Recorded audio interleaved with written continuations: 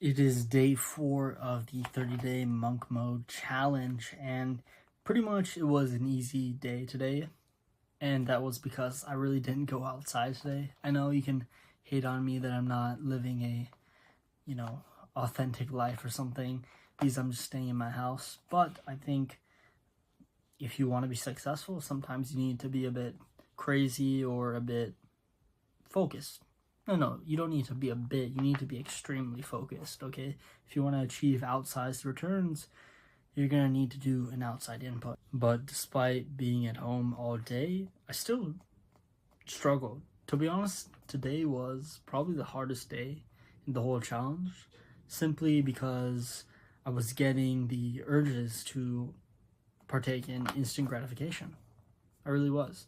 I wanted to watch social media and YouTube videos that didn't help me. Like, I can think of multiple times where I was getting like withdrawals, like literal withdrawals, not like shakes or anything, like physical symptoms, but I definitely felt it.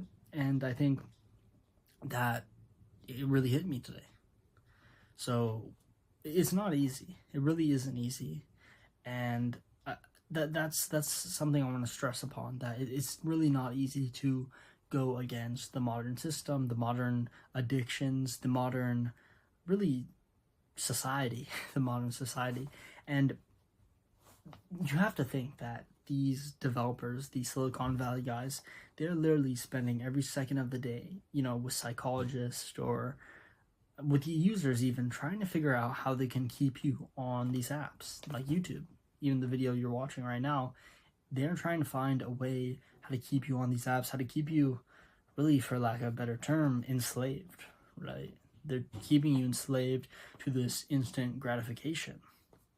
And you need to break out of it, right? And that's why I'm doing this challenge. That's why I'm documenting it. So I can make more friends and I can inspire others. So a little bit more about my day. I actually built some infrastructure and I sort of finished this project for my trading idea, but really when you code something, something's eventually going to break and you need to go and clear the fires with that. But despite even completing that infrastructure that took me like 8 days, right? Quite a while. I didn't really feel like happy or anything. I was just so overconsumed by the withdrawals of not utilizing social media like how I did in the past, really, right before the challenge. And so I really wasn't present. And I could tell that because when I was eating with my family, I really just wasn't listening to anything that they were saying. I was just ignoring them, right? Not because I hate them, but simply because the urge to watch YouTube, to binge Instagram Reels or YouTube Shorts was consuming me. And this is kind of the evil social media. And I don't even think the developers mean to do it. They're just trying to increase their bottom line, right? Their profit. But it really does have a detrimental effect on you. And an even bigger idea regarding social media is that you just see everyone winning. Kind of one of the reasons why I've done this challenge is to show you guys that no, not everyone is winning. It's not all perfect. And I mean, a great example is me literally failing the first day of the challenge.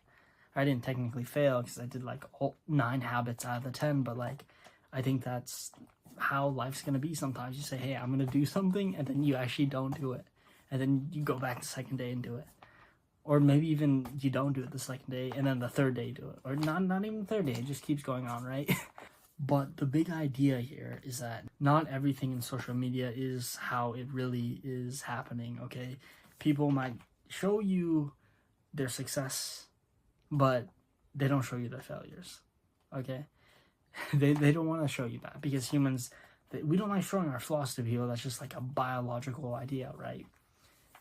Not even an idea, a reality, right? We don't want to show any weakness, right? Because if we did, we'd get, kicked out of the tribe or whatever. So understand that this is the raw reality of trying to quit social media, of trying to live a more focused life. You're going to have withdrawals. You're gonna want to go back, but you have to think of your why. That was actually something I stuck on. That was the reason why I did not quit this challenge. I did not fail today, even though today was by far the hardest. I wanted to watch a YouTube video so badly, multiple times.